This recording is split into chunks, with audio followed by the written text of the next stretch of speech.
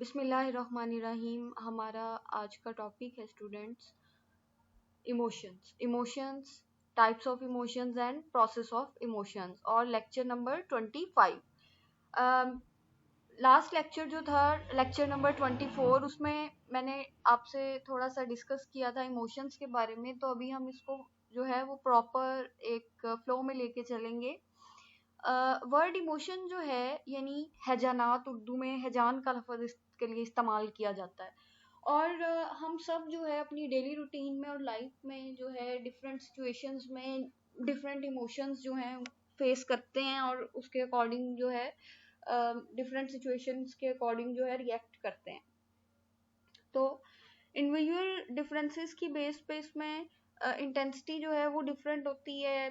Then किसी भी situation के अकॉर्डिंग जो है इमोशंस जो है उनको एक्सप्रेस करने का वे डिफरेंट हो सकता है। तो वर्ड इमोशंस जो है ये लैटिन रूट्स से डिराइव हुआ है, लतीनी जबान से माखूज है, लतीनी जुबान से जो है ये डिराइव हुआ है। वर्ड टू मूव आउट, इमूवर से टू मूव आउट और टू एक्साइट, ठीक है। यानी जैसे हमने मोटिवेशन में इससे पहले वाले टॉपिक में पढ़ा था, ठीक है, मूव टू वर्ड्स के मोटिवेशन जो है हमें एनर्जाइज करती है कि हम अपने गोल को अटेन करें। इसी तरह से जो इमोशंस हैं ये मूव आउट, ठीक है, यानी the motivated person usually moves physically towards some goal or away from some aversive situation।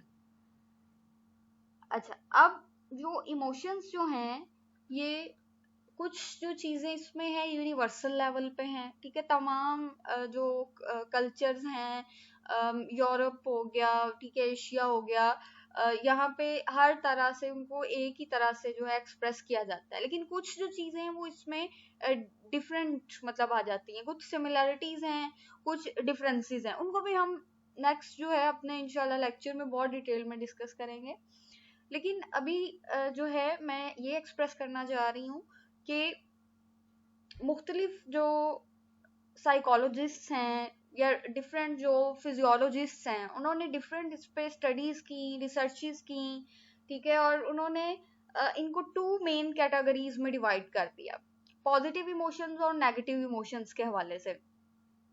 जो पॉजिटिव इमोशंस हैं उसको प्लेयर के साथ, ठीक है, एसोसिएट किया जा सकता है।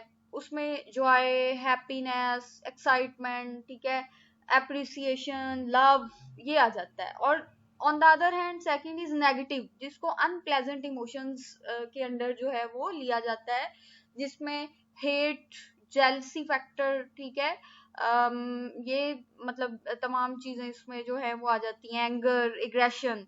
तो इसको जो है दो कैटेगरीज में बेसिकली इस तरह से डिवाइड किया जाता है, और फियर भी आ जाता है and so on. And then कहा जाता है कि हर पर्सन जो है वो डिफरेंट लेवल जो है इसका एक्सपीरियंस करता है इमोशन का। कुछ लोग जो होते हैं उनका स्टेमिना माशाल्लाह इतना होता है कि वो कोई भी किसी भी किस्म की कोई प्रेशर वाली स्ट्रेसफुल कंडीशन होती है उसको इजीली बियर कर लेते हैं, टॉलरेट कर लेते हैं। लेकिन कुछ लोग ऐसे होते हैं कि जो छोटी सी थोड़ी सी प्रॉब्लम अगर मतलब आ जाए, कोई सिचुएशन इस तरह की आ जाए, तो वो उसको उस तरीके से हैंडल नहीं कर सकते। वो चीज जो है बहुत ज्यादा उनको स्ट्रेस की तरफ ले जाती है। तो इसमें इंडिविजुअल डिफरेंसेस आ जाते हैं। फिर सिचुएशनल फैक्टर्स आ जाते हैं कि एक वक्त में कभी एक सिचुएशन पर्सन के लिए इतनी ज्यादा प्रॉब्लमेटिक नहीं होती, जबकि दूसरे टाइम में अनदर टाइम जो है वही चीज प्रॉब्लमेटिक बनी हुई होती है। तो ये चीजें जो है इंडिविजुअल डिफरेंसेस हैं, इंटेंसिटी, मतलब ये फैक्टर्स जो है इन्फ्लुएंस करते हैं इमोशंस को। अच्छा, अब जो इमोशंस जो हैं ये स्ट्रॉन्ग सडन फीलिंग्स होती हैं, ठीक है। Strong sudden feelings are called emotions, ठीक है। यानी ये सडनली अपीयर होती हैं और बहुत स्ट्रॉन्ग इंटेंस होती हैं, और इनकी ड्यूरेशन जो होती है बहुत कम होती है, बहुत कम टाइम के लिए लास्ट करती हैं, ठीक है, एग्जिस्ट करती हैं।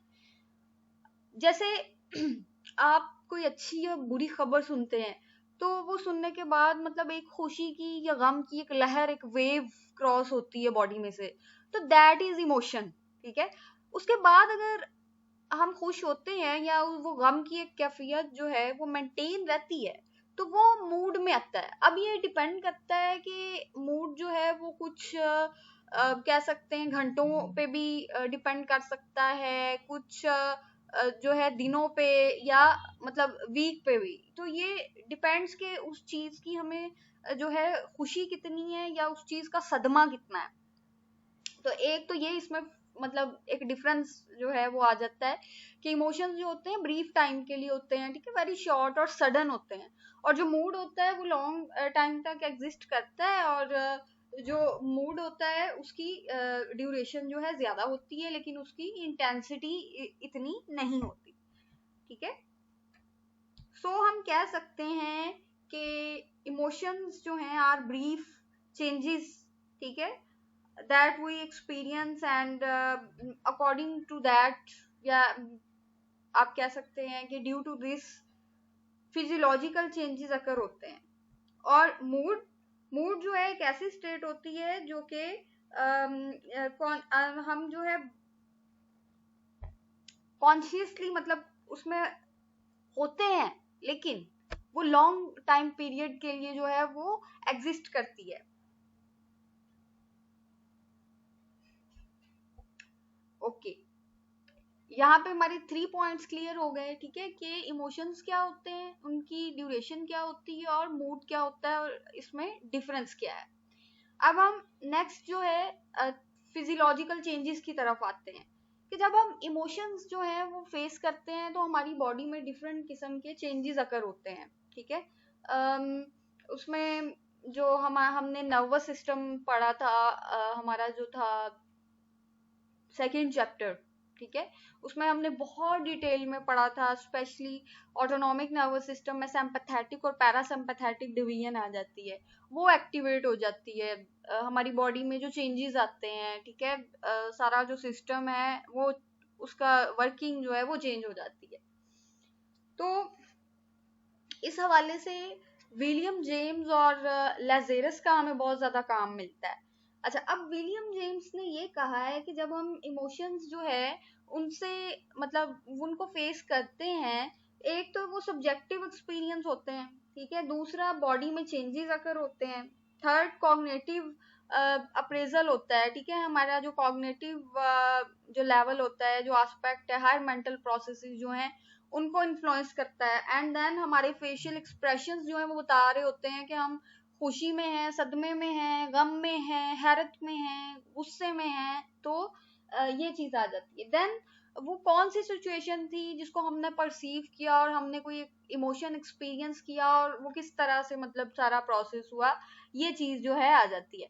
अच्छा, यहाँ एक चीज मैं बेटा और आपको क्लियर करना चाहूँ कि सब्जेक्टिव एक्सपीरियंस की बात इसलिए हुई है, देखें, एक चीज जो है हमने एफर्ट की है किसी चीज के लिए, ठीक है, वो उसका रिजल्ट एक गुड मतलब आया है सामने, दूसरों को भी उस चीज की खुशी होगी, लेकिन वो चीज जो है हमें ज्यादा सेटिस्फाई करेगी, इंटरनली ज्यादा इन्फ्लुएंस करेगी, और उसकी वर्थ हमारे लिए ज्यादा होगी। तो वो खुशी जो हम महसूस कर रहे हैं अपनी उस अचीवमेंट पे, दूसरे उसको उस तरीके से जो है वो नहीं महसूस कर सकते। तो that is due to it is subjective experience, ठीक है।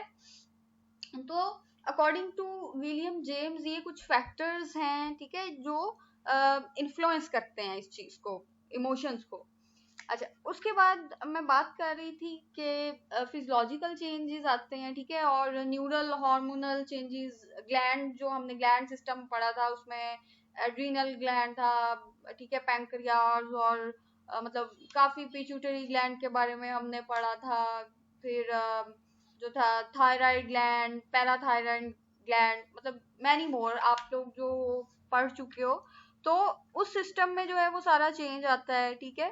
और स्पेशली जो ऑटोनॉमिक नर्वस सिस्टम है, जैसे मैंने अभी थोड़ी देर पहले डिस्कस किया कि सिंपैथेटिक और पैरासिम्पैथेटिक डिवीजन जो है, ठीक है, जो पैरासिम्पैथेटिक है उसका ताल्लुक है रिलैक्स सिचुएशन से, ठीक है, नॉर्मली हम जैसे होते हैं, और जो सिंपैथेटिक है उसमें जो फाइट एंड फ्लाइट इमरजेंसी के दौरान जो सिस्टम एक्टिवेट हो जाता है, जिसमें हमारी जो हार्ट रेट इंक्रीज कर जाता है, प्यूपल डिलाइट, ठीक है, देन जो है ब्लड प्रेशर हाँ जी इंक्रीज, हार्ट रेट इंक्रीज हो जाती है, जो स्किन पे जो हेयर्स होते हैं वो इरेक्ट हो जाते हैं, और जो ब्लड है it is diverted from stomach and towards brain and skeletal muscles. तो ये हमें जो है एक वो जो सडन जो सिचुएशन होती है या एक प्रॉब्लमेटिक है जो हम एक्सपेक्ट नहीं कर रहे होते उससे फाइट करने के लिए रेडी कर देता है।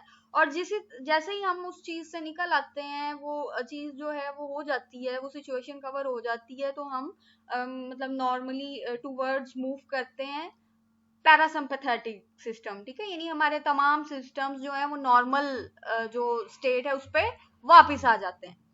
तो that is about autonomic nervous system. फिर उसके बाद जो ग्लैंड्स की मैंने अभी बात की, स्पेशली एड्रीनल ग्लैंड, ठीक है, एड्रीनल ग्लैंड जो है ये भी फ्लाइट एंड फाइट कंडीशन जब होती है तो हमें किसी ऐसी सिचुएशन जो है उसको हैंडल करने के लिए, टैकल करने के लिए जो है वो प्रिपेयर करता है, हमारे सिस्टम्स बॉडी के डिफरेंट जो है वो एक्टिवेट हो जाते हैं और हम जो है प्रॉपर मतलब अपनी पूरी फुल एनर्जी के साथ उस चीज से फाइट करने के लिए जो है वो रेडी हो जाते हैं। तो उसके अलावा भी जो बाकी ग्लैंड्स जो है वो भी अपना अपना रोल प्ले कर रहे होते हैं, लेकिन मेजर कंट्रीब्यूशन जो है वो एड्रीनल ग्लैंड की है।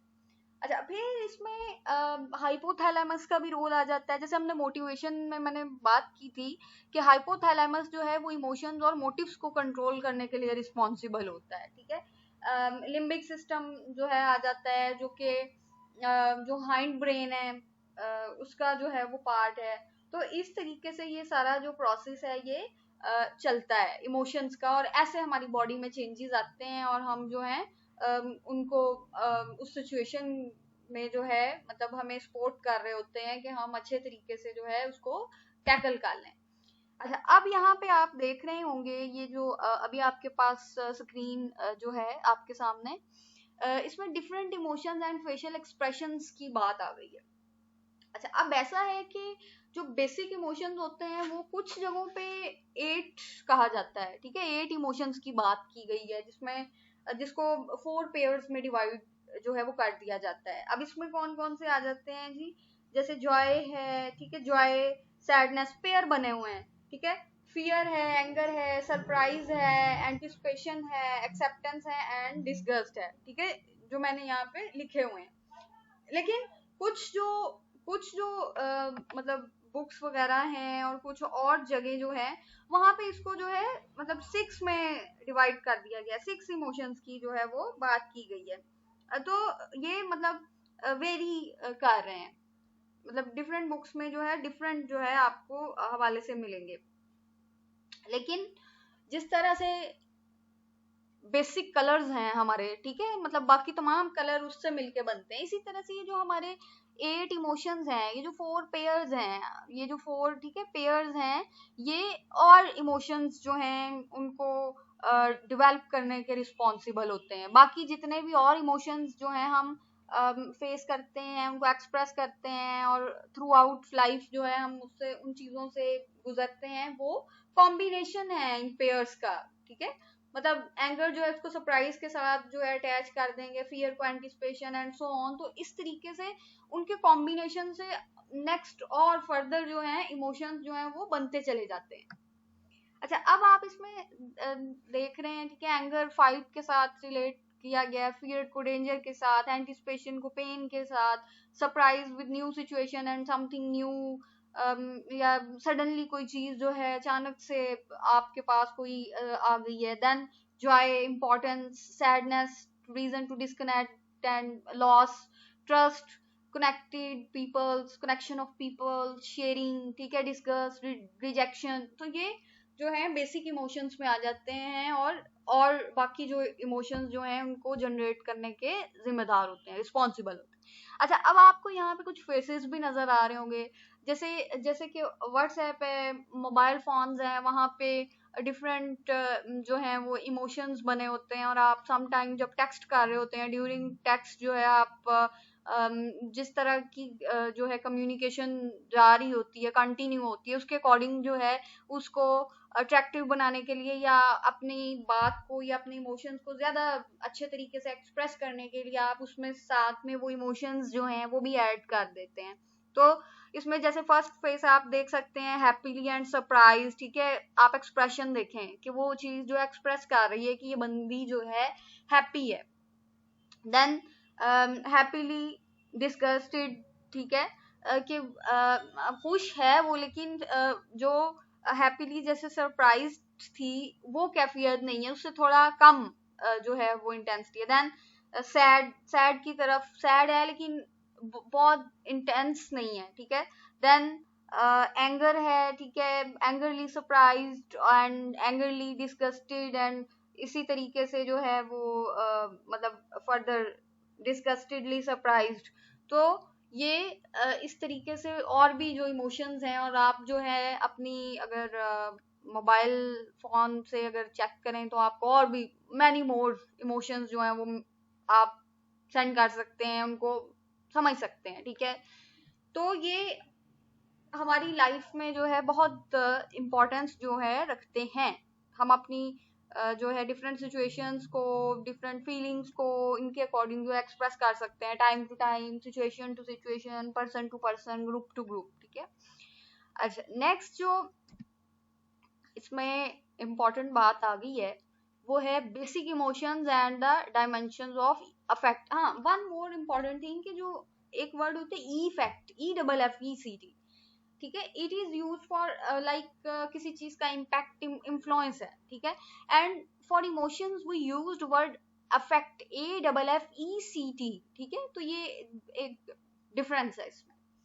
ओके, यहाँ पे आप देख सकते हैं स्क्रीन पे दो चीजें हैं आपके पास इस वक्त, एक है सेल्फ कॉन्शियस इमोशंस और एक है बेसिक इमोशंस। बेसिक इमोशंस वो जो कि इंस्टिंक्ट्स यानी कि बाय बर्थ आप में मौजूद होते हैं, anger, disgust, fear, Joy, sadness, surprise. Even एक जो बच्चा होता है आफ्टर 9 months आफ्टर बर्थ, ठीक है, 9 months आफ्टर बर्थ, उन चीजों को रिकग्नाइज कर सकता है। अगर आप जो है थोड़ा एंग्री वे में बच्चे की तरफ देखते हैं, बेबी की तरफ, तो वो उस चीज को भी नोट करेगा। अगर आप स्माइल दे रहे हैं देन वो आपके फेस को देखेगा, मतलब बच्चा जो रिकग्नाइज करने की कोशिश करता है।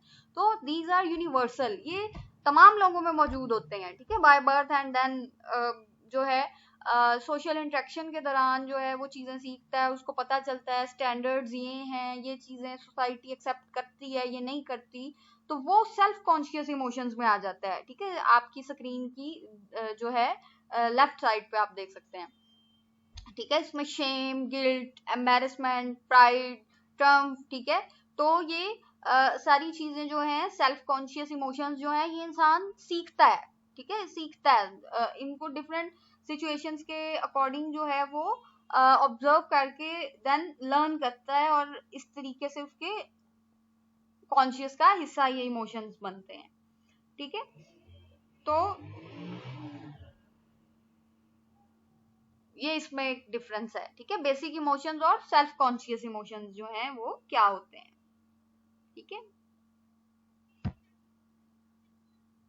अच्छा, नेक्स्ट हमारे पास जो इसमें आ जाती है इम्पोर्टेंट चीज, दैट इज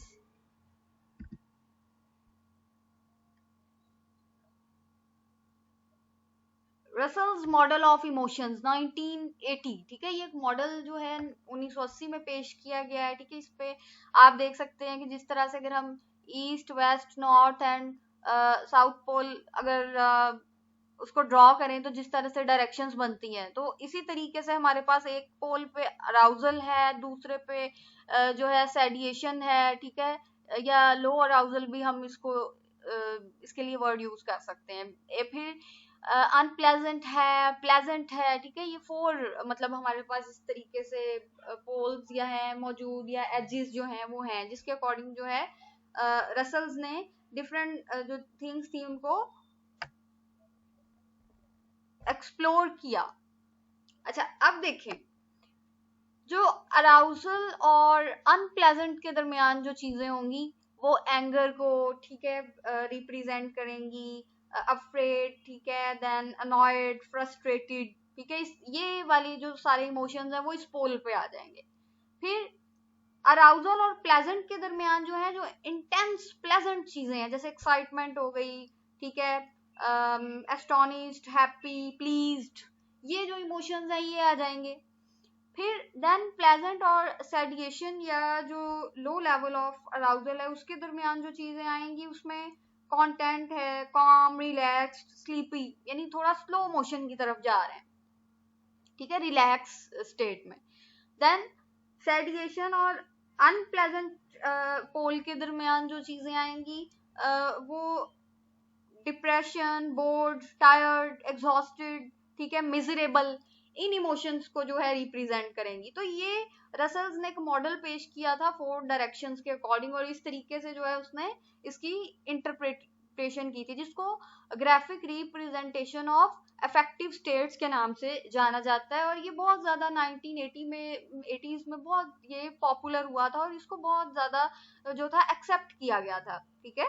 तो इस तरीके से जो है हम इन 4 पोल्स के अकॉर्डिंग अपनी लाइफ में डिफरेंट मतलब सिचुएशंस के अकॉर्डिंग डिफरेंट इमोशंस जो है वो फेस करते रहते हैं सभी।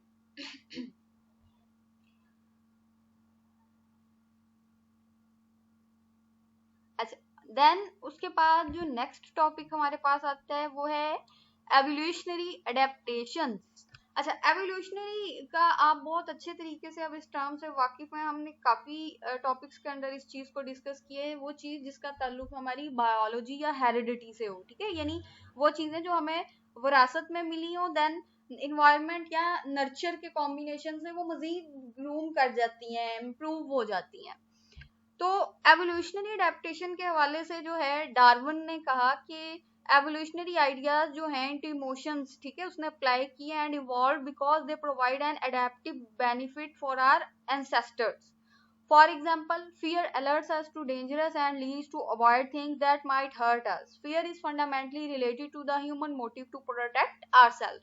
अच्छा, मैं जब हमने स्टार्ट में फर्स्ट चैप्टर में बात की थी जिसमें चार्ल्स डार्विन का था एवोल्यूशनरी पर्सपेक्टिव के हवाले से हमने डिस्कस किया था जिराफ्स और डिफरेंट बीज एंड बर्ड्स के जो है हवाले से, उसमें हमने देखा था कि जो चीजें नेक्स्ट जनरेशन में जो है वो ट्रांसफर हो जाती हैं वो मतलब एग्जिस्ट करती हैं, और जब हम अकॉर्डिंग टू इन्वायरमेंट अपने आप को एडजस्ट कर लेते हैं तो सर्वाइवल की तरफ जाते हैं, और वो चीजें जो according to environment and scenario नहीं मतलब कर सकती हैं खुद को एडजस्ट, जो है वो डेथ की तरफ लीड करती हैं।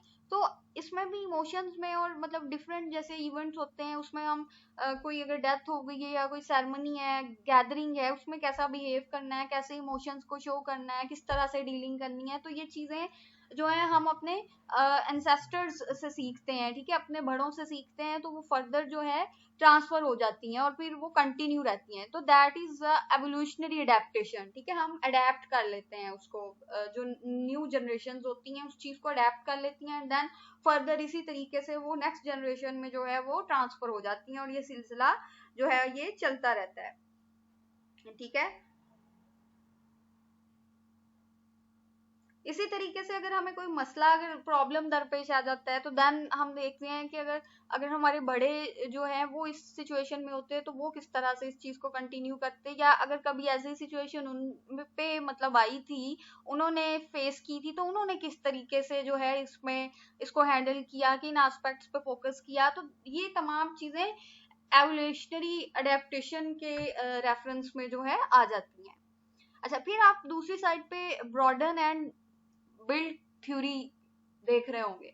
अच्छा, इस थ्योरी के मुताबिक जो था या इस मॉडल के मुताबिक जो था टू मतलब इमोशंस को टू स्टेट्स में जो है डिवाइड कर दिया गया, ठीक है, एक पॉजिटिव और एक नेगेटिव। अच्छा, अब जब हम पॉजिटिव इमोशंस जो है वो फेस करते हैं, ठीक है, ब्रॉडन एंड बिल्ड के अकॉर्डिंग पॉजिटिव इमोशंस जब हम जो है फेस करते हैं तो हमारा जो कॉग्निटिव लेवल है या पर्सपेक्टिव है वो वाइडन, ठीक है, बड़ा हो जाता है, ब्रॉड हो जाता है, हम वार्मली वेलकम करते हैं, चीजों को बेहतर तौर पे समझ सकते हैं, आंसर कर सकते हैं, अगर कोई स्किल्स या कोई न्यू थिंग सीख रहे हैं, लर्न कर रहे हैं, उसको बेहतर तरीके से लेके चल सकते हैं, ठीक है। लेकिन ऑन द अदर हैंड अगर हम नेगेटिव इमोशंस जो है उनसे सफर कर रहे हैं तो ये चीज जो है वो मतलब डाउन जाएगी, ठीक है, डाउन चली जाएगी, और हम जो है स्ट्रेस का शिकार हो जाएंगे। तो ये इस तरीके से पॉजिटिव और नेगेटिव इमोशंस जो है इन चीजों को इन्फ्लुएंस करते रहते हैं, ठीक है। पॉजिटिव इमोशंस टूवर्ड्स पॉसिबिलिटीज, ठीक है, न्यू स्किल्स की तरफ, ठीक है। और नेगेटिव इमोशंस जो हैं वो इसको डिक्रीज करते हैं, मिनिमाइज कर देते हैं, हमारे जो एक किसी चीज पे फोकस करने का या अटेंशन पे करने का जो ड्यूरेशन है या प्रोसेस है उसको जो है इफेक्ट करते हैं। सो हम कह सकते हैं positive emotions appears to broaden people's momentary thought action, ठीक है, repertoires and build their enduring personal resources.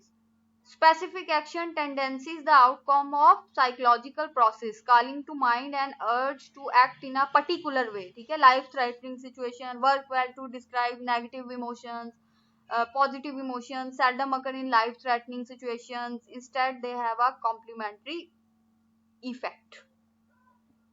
So it is all about broaden and build theory.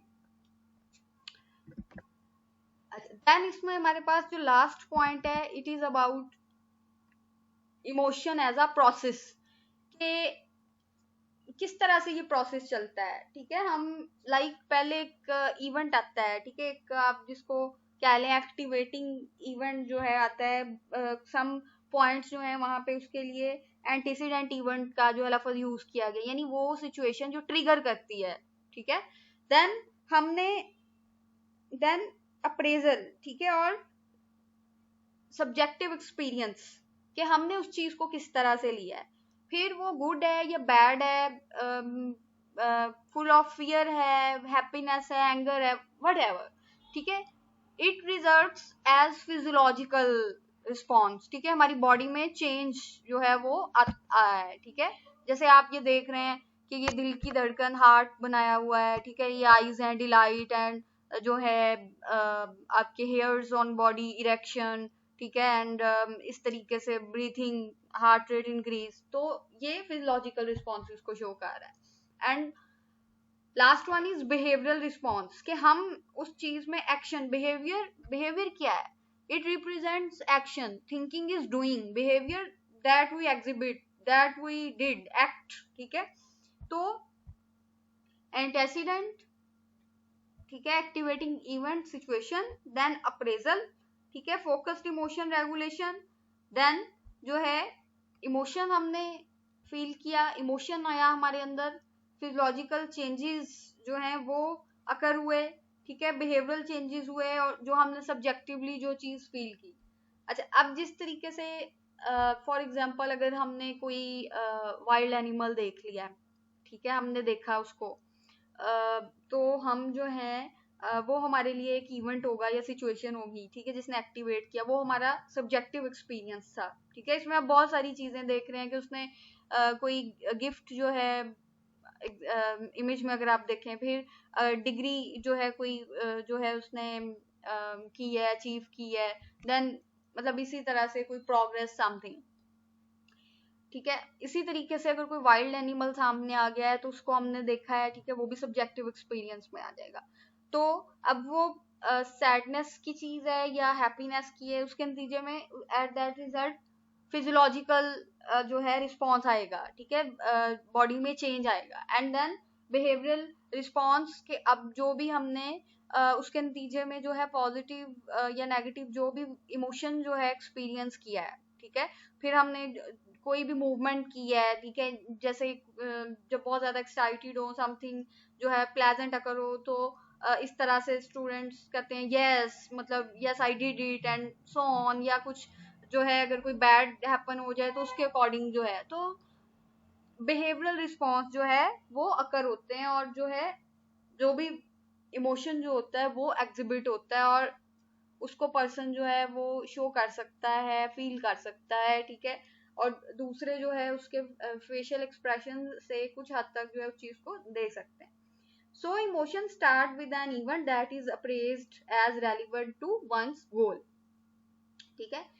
If deemed relevant, an emotional response begins, which consists of physiological changes, behavioral and expressive changes, subjective changes in feelings, changes in the body's physiology, behavior, and subjective feelings, and feedback to the appraisal process become inputs for experiencing new emotions.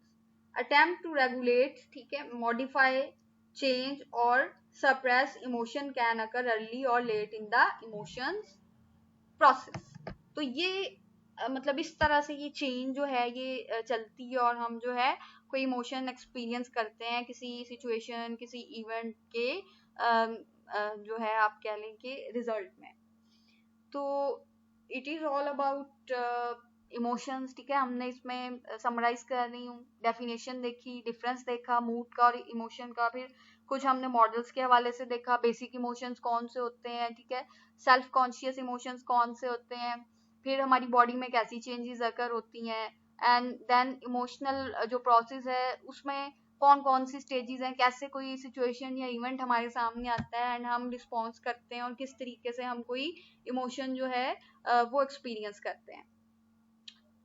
तो students, हमारा आज का जो lecture है ये यहीं पे जो है वाइंड अप हो रहा है, ठीक है। इंशाल्लाह जो हमारा नेक्स्ट लेक्चर होगा इमोशंस को हम मजीद एस्पेक्ट्स के साथ जो है उसमें कंटिन्यू करेंगे इंशाल्लाह ताला। उसमें हम सिमिलैरिटीज और डिफरेंसेस की बात करेंगे, ठीक है, कि किस तरह से जो है मुख्तलिफ जो कल्चर्स में जो है इमोशंस जो है उनको सेम तरीके से रिप्रेजेंट किया जाता है, और किन डोमेन्स में, एस्पेक्ट्स में जो है वो डिफरेंट मतलब होते हैं, ठीक है। और इसको जो है हमारे ब्रेन स्ट्रक्चर के हवाले से भी थोड़ा डिस्कस करेंगे कि कौन सा पोर्शन जो है वो ज़्यादा इस पे जो है वो मतलब इसके साथ जो है वो लिंक्ड होता है, ठीक है, और इसका एक्सप्रेस कैसे कर सकते हैं, ठीक है। और इसी तरीके से जो है मेल एंड फीमेल में इस चीज की इंटेंसिटी क्या है, ठीक है। तो ये इंशाल्लाह, ठीक है, जेंडर का इसमें मतलब आ जाएगा, फिर रीजन जो ब्रेन का जो इन्वॉल्व होता है वो, और फिर कुछ हमारे पास इस हवाले से जो है वो थ्योरीज एक दो और हैं, उनको हम इस हवाले से जो है वो डिस्कस करेंगे इमोशंस के हवाले से, ठीक है, कल्चर के हवाले से। तो फिर जो है हम इसको अपने इस टॉपिक को जो है कंप्लीट इंशाल्लाह ताला कर लेंगे। तब तक के लिए अल्लाह हाफिज, टेक केयर।